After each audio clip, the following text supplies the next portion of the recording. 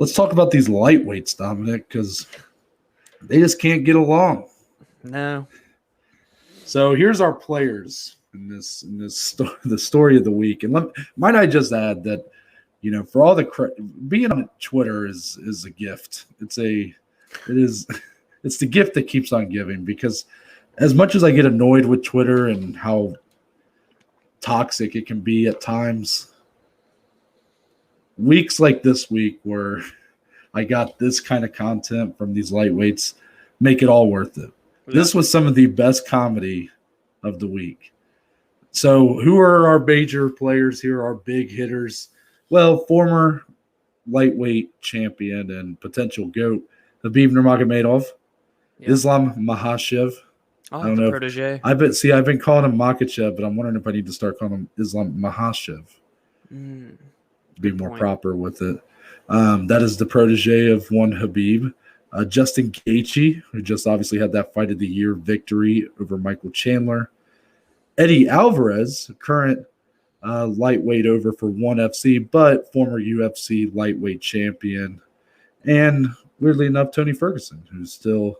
He's always there, hanging around. Like the boogeyman he is. I love it. I'm telling you guys, this has been my favorite part of this week has been following this drama on Twitter. And where does this drama all stem from? Well, let's focus on the two main parties here, and that's Islam Makhachev and Justin Gaethje, who in back-to-back weeks, UFC 267 and UFC 268, got to really, I guess, put their showcase on for the brass and say, this is why I deserve a title shot.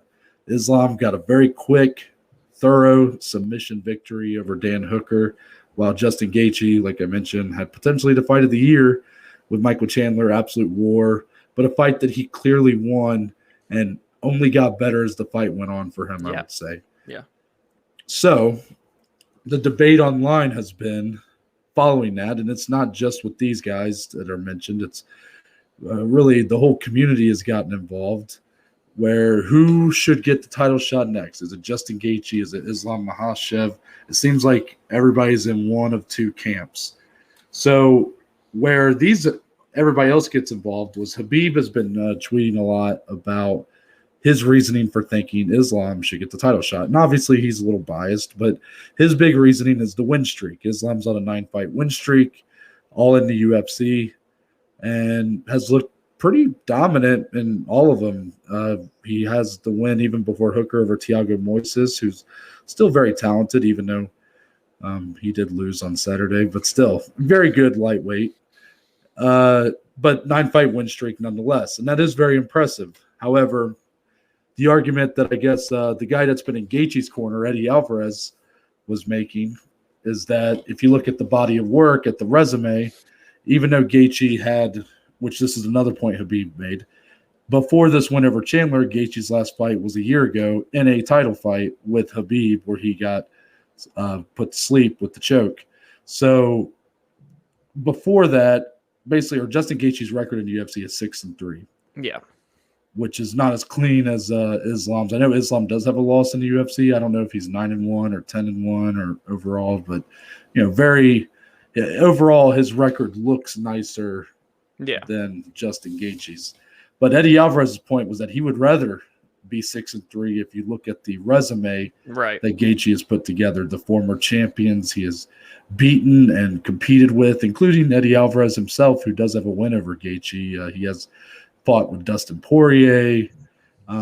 So his whole point was like, this guy's been fighting literally, like you mentioned off recording, he's yet to face an unranked fighter in the UFC. Exactly. It's been all rankings all the way through, even early on with like a Michael Johnson, who we know how good he can be any given night. Yep.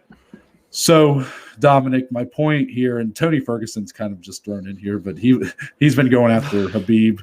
The animated video is, I'm telling you guys, you have to find this. It is my favorite video I've ever seen in my life. Regardless, Dominic, really none of this is all that important. What's important is the discussion at hand, the debate at hand. Yeah. We both have said that we think Justin Gaethje should get the next shot. So I'm not going to ask you where you fall on Islam versus Gaethje. debate. But there's a debate behind the debate. That's right. Pulled the curtains out from under you guys. All right. I pulled the rug out from under you. I pulled the curtains back, Yeah.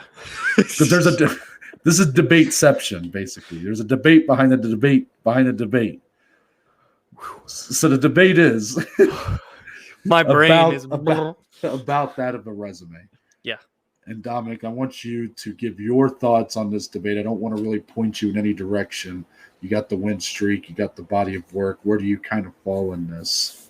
Yeah, I was gung-ho on Islam Makhachev getting that next title fight. Then he destroyed Dan Hooker, and I was like, okay, definitely. But then Gaethje had the fight with Chandler, and I'm like, okay, wait, yeah, it probably should be Gaethje next. But then we break down these resumes, right? And Islam does have the super long win streak, which is good. He's got Drew Dober, Thiago Moises, Dan Hooker, right? Those are the three capstone ones. But then you look at Gaethje, and it's like, yeah, he did lose a year ago to Khabib, but what did it take to lose that fight? Well, he became the interim champion of the world. Since then, he beat Michael Chandler in a 3-round war. Tony Ferguson. He's been in there with Dustin Poirier. He's been in there with Eddie Alvarez, who's in his corner, backing him to get a title fight. James Vick, who at the time was good. I don't want to get too much into that career.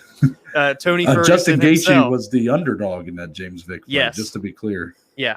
So the resumes are not even really close at this point. And, Gaethje has earned it. They both have earned it, right? But it's just a matter of it's time for Gaethje to get in there again, considering he was an interim champ too, helps his status as well. And for Islam still, right? It's one top 5 win at the end of the day that he has.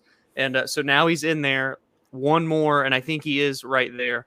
But when you look at those resumes, really deep dive into them, they're not too comparable. Outside of one is just on a streak. So yeah. So overall, you emphasize more the level of opponents, the body of work, over just having the extended run of wins. As impressive as that is, you prefer the body of work, correct? Right.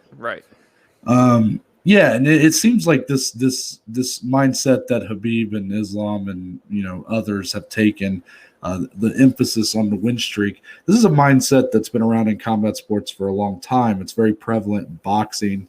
As much as I love high-level boxing, I've always hated that kind of, once a guy loses that perfect record, it's like his career's kind of done a lot of times. Yeah. Your guy goes undefeated for so many years, and the bigger problem is because that's such a sticking point in the sport of boxing, that early years of these guys' careers are spent fighting guys that are well below their caliber.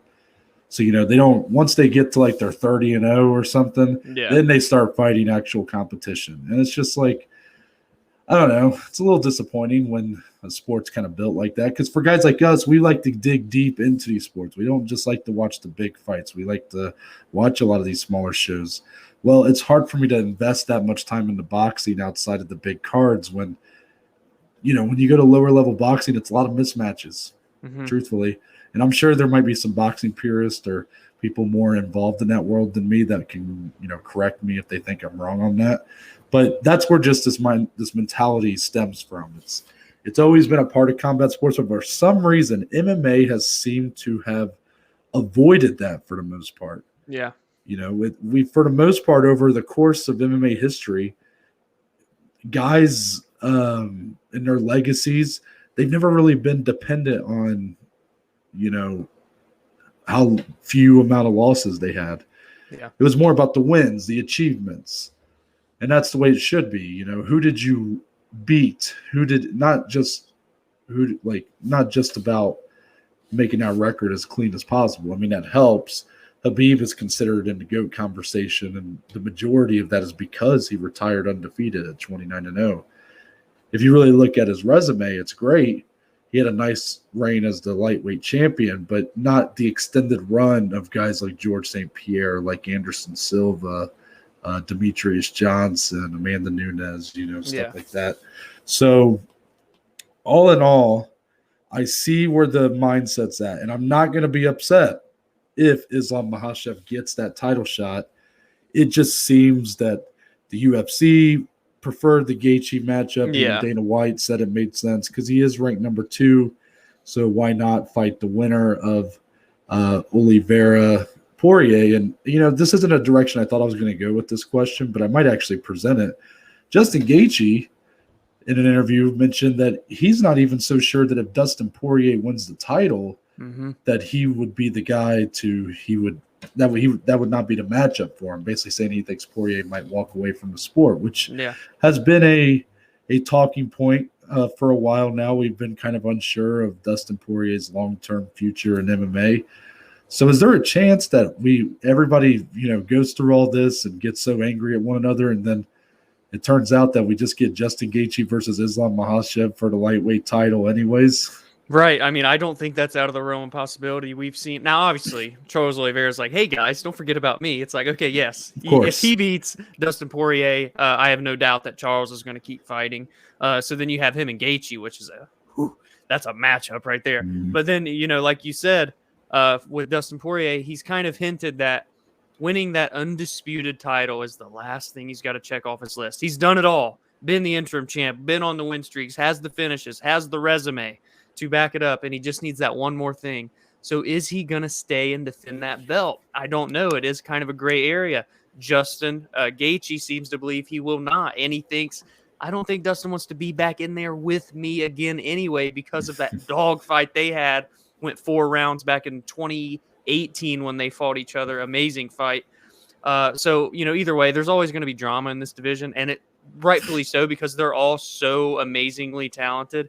But to your point, yeah, if Dustin were to beat Oliveira and then walk away, we have a belt up for grabs. Well, you think Justin Gaethje is definitely one of the two to fill in, but then do they do just Oliveira again, or does Islam enter himself in that conversation, and then those two just get to fight each other? Gaethje's given his thoughts on a fight with Islam, saying, I don't know if he's ready for the dog in me. He's never faced anyone like me. And that's just Gaethje's mentality, man. So this division is just so unbelievably stacked and talented from champion all the way to number 15 and beyond. So all these guys up at the top fighting one another. That competitive fire is burning, Noah, and it's not going out anytime soon. Yeah, I mean, if the UFC didn't do it for Justin Gaethje when they had the belt up for grabs in UFC 262, and they instead went with Oliveira versus Chandler, there ain't no way they're going to do it for Charles Oliveira if he were to lose to Poirier. I love Charles Oliveira. I think that guy is being highly underrated in this matchup. Yeah. I'm just saying that if he loses, he'll have to go and win a couple or win one or whatever and earn his shot back. Yeah. But, yeah.